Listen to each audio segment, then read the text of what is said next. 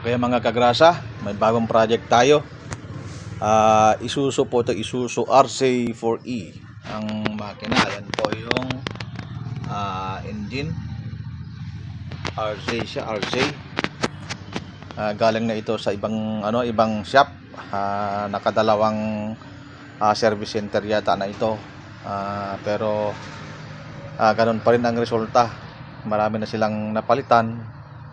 Pero ganoon pa rin mausok, lalong na pag piritin mo sa akyatan, sobra daw yung usok, maitim na maitim.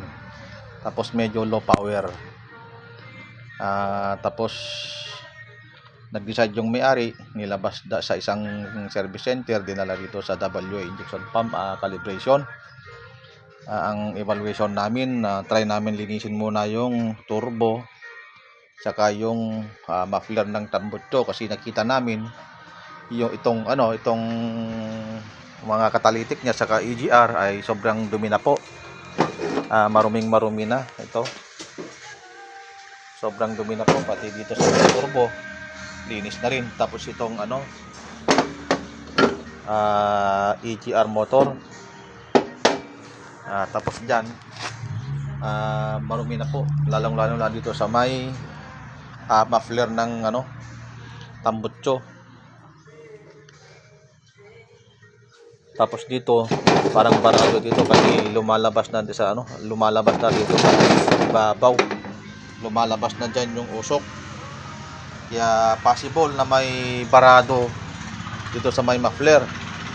Yan po, kaya try namin linisan. Suspect kasi namin nandyan ang problema. Kasi ang hatol daw ng ibang talyer o service center, palit daw ng bagong injector. Sabi naman namin, pwede namin yan i-repair. Nare-repair namin, check namin yung yung backlight. Magba-backlight test kami.